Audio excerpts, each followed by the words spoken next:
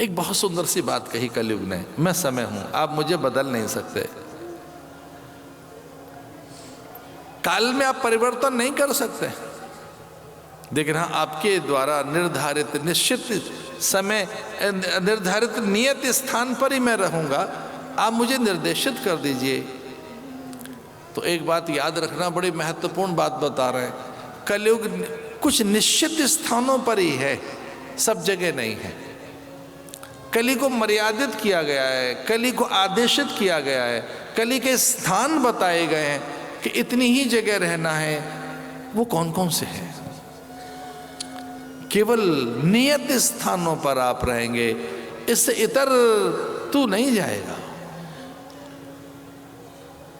अभ्यर्थितस्तदा तस्मै स्थानानि कलयौ ददौ द्यूतं पानं स्त्रिया शूना यत्र धर्मश्चतुर्विधा। यत्र अधर्मश्चतुर्विधा, जो अधर्म की 4 विधाएं हैं, जिससे अधर्म होता है, उन 4 स्थानों पर ही तो रह सकता है कली। द्यूतम, द्यूत क्रीड़ा में छल करके, छल पूर्वक धन कमाने की विद्या का नाम ही जुआ है। जुआ में, द्यूत क्रीड़ा में, द्यूतम। और फिर पान माने व्यसनों में, स्त्री के व्यभिचार में और हिंसा में, ये 4 स्थान हैं। और रजो गुण जिससे अधिक बढ़ता है, ऐसा जो अनियंत्रित धन है, एक ऐसा भी धन जो बिना धर्म के आया है, उस धन में भी तेरा वास हो। ऐसे स्वर्ण में तेरा वास हो, जो अनीति का स्वर्ण है। सोने में, सारे सोने में कलयुग का वास नहीं है, अनीति के स्वर्ण में कलयुग का वास है। और अनीति किसे कहेंगे? दूसरे के हिस्से अगर आपने अपने पास रखे हैं तो ये अनीति का धन है। देवा भागम यथा पूर्वे संजाना ना उपासते। इतना ध्यान रखना चाहिए, किसी का हिस्सा तो लेकर नहीं बैठे हो, केवल धन का हिस्सा ही नहीं, समय का भी, संवेदनाओं का भी, किसी का हिस्सा तो नहीं चुराया आपने।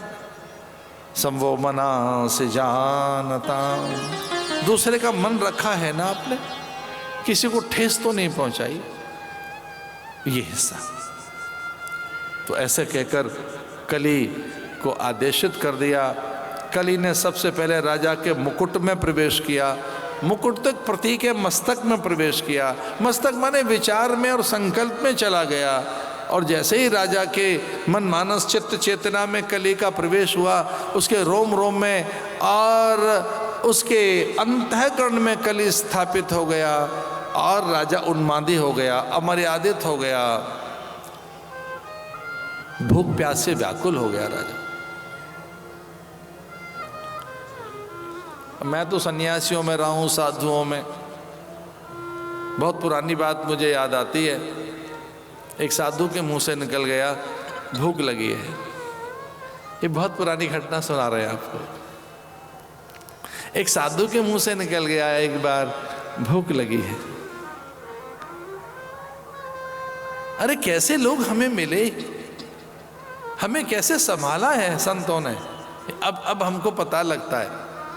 तो तब दूसरे एक साधु ने धीरे से उसके कान में कहा कि मुझे भूख लगी है, ऐसा कहने से ही सन्यास खंडित हो जाता है, सन्यास का व्रत भंग हो जाएगा। साधु ये नहीं कह सकता कि मुझे भूख लगी है, ऐसा मत बोलना, ये सन्यास का व्रत खंडित होता है ऐसा कहने से। मुझे भूख लगी है, मुझे प्यास लगी है, मेरे पास धन नहीं है, मेरा आदर नहीं हो रहा, आजकल थोड़ी कमी सी चल रही है, हाथ टाइट चल रहा है, ये सन्यास का व्रत खंडित होता है ऐसा। भूख लगी है, बहुत धीरे से समझाया। सन्यास में तितिक्षा रखी जाती है, भूख प्यास, सर्दी गर्मी, मान अपमान में सम रहना, सर्दी गर्मी में, भूख प्यास में, प्रत्येक परिस्थिति में, मान अपमान में भी सम रहने का नाम साधना है। तो जो राजा कभी ये नहीं कहता था मुझे भूख लगी है, मुझे प्यास लगी है, मुझे सर्दी ज़्यादा लग रही है, आज गर्मी ज़्यादा लग रही है, ये व्रत हैं। कभी मत बोलना आज बहुत गर्मी है, बहुत गर्मी है, आज बहुत सर्दी है, आज बड़ी ठंड लग रही है, आज तो भूख लग रही है। हमने तो बहुत से महारथी देखे हैं जो दिन में 2-4 बार बोल देते हैं आज मूड खराब हो गया है महाराज। ये मूड खराब साधक का नहीं होता, अज्ञानियों का होता है, जिनके पास गुरु मंत्र नहीं है, साधन व्रत नहीं है, जो स्वाध्यायी नहीं है, सत्संगी नहीं है, ऐसा वो लोग बोलते हैं। सावधान, आप ऐसा मत बोलना कि आज मूड खराब हो गया। अज्ञानियों के मूड खराब होते हैं, सत्संगियों के नहीं हो सकते। वो तो मूड बनाते हैं दूसरों का, जो दूसरों का मन बनाते हैं। संभव मना से जानता, दूसरे का मन आप बनाइए, आपका मूड खराब होगा। आपको धरती पर इसलिए पैदा किया गया था कि आप दूसरों का अच्छा मूड बनाएं। इस लाइफ में आपका मूड नहीं खराब होना चाहिए, व्रत भंग होता है ऐसा कभी। अब राजा परेशान है, मेरा सम्मान कहाँ गया, मेरा आसन कहाँ गया, मेरे सचिव सेवक दास दासी किंकर परिचारिका कहाँ गई, मेरे अमात्य छत्रप कहाँ गए, मेरे रथी अतिरथी महारथी सेनापति कहाँ गए। कुछ लोग मारे मारे फिरते। ऐसा तो भाई वो व्यवस्था हमारी है, उसको प्रणाम करता हूँ व्यवस्था को।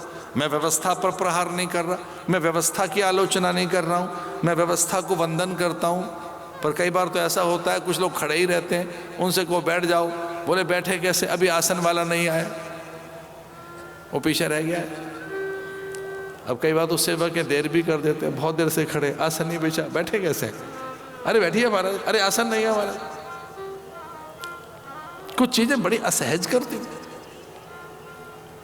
उपाधियां अलंकरण बहुत असहज करते।